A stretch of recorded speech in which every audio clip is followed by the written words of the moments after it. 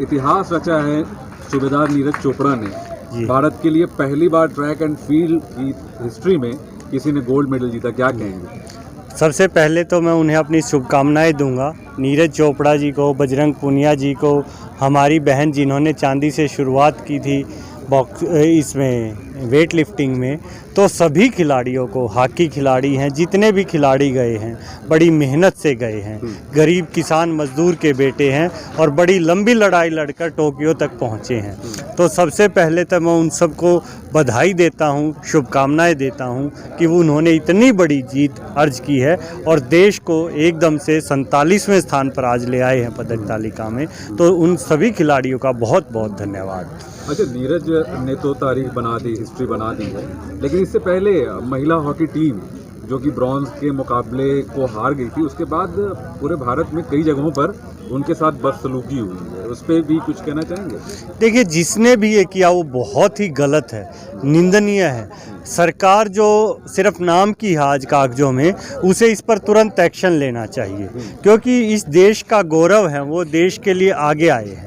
बहुत से खिलाड़ी हैं, यहाँ बुलंदशहर के सतीश जी हैं, शायद देखा होगा आपने बॉक्सिंग में, उनको कोई मेडल नहीं मिला, लेकिन वो किस जज्बे से लड़े हैं, उनको कितनी चोटें आई हैं। तो मैं उन सभी खिलाड़ियों का भी धन्यवाद करता हूँ और मेरी नज़र में सारे खिलाड़ी एक समान हैं, चाहे उन्होंने कुछ एक ने ज़्यादा मेहनत की, पदक ले आए, कुछ एक फिज़िकली दिक्कतों की वजह से, या हॉकी टीम हम कहें फैसिलिटीज़ की वजह से।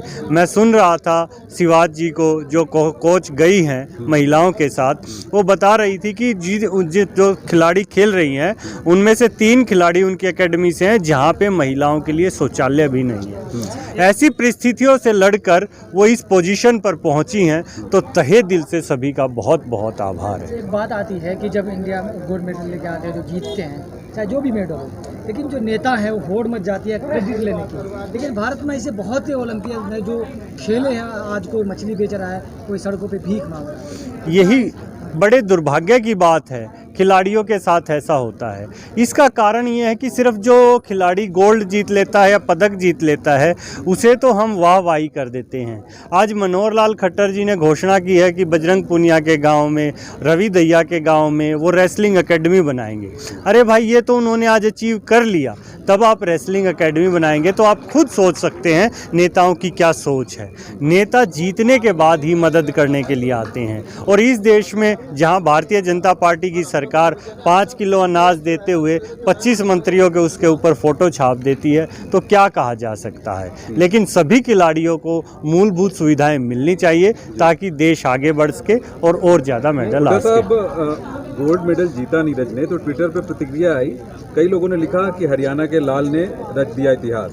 तो उनकी क्लास लेने के लिए नीचे लोग आ गए कि आप लोग हरियाणा का क्यों बोल रहे हैं, वो तो भारतीय हैं। इस पर भी बहुत बहस हुई है कि क्या किसी राज्य का नाम लेना भारतीय होने से कम है, या फिर भारत के साथ ये निंदनीय है? नहीं, ऐसा बिल्कुल नहीं है। हरियाणा भारत का ही राज्य है और ये गौरव का विषय है हरियाणा प्रदेशवासियों के लिए और भारत देशवासियों के लिए, क्योंकि वहाँ उन्होंने भारत का प्रतिनिधित्व किया है। तो भारतीय कहना अच्छा लगता है, लेकिन हरियाणा, मैं हरियाणा से हूँ और कल को मेरे गाँव से कोई आएगा तो मैं अपने आप को और ज़्यादा गौरवान्वित महसूस करूँगा। लेकिन ये शब्दावली जो सिर्फ भारतीय जनता पार्टी यूज़ करती है, आज उनको भारतीय कहिए ना, उनको आप जाट कह सकते, ना उनको किसान के बेटे कहेंगे।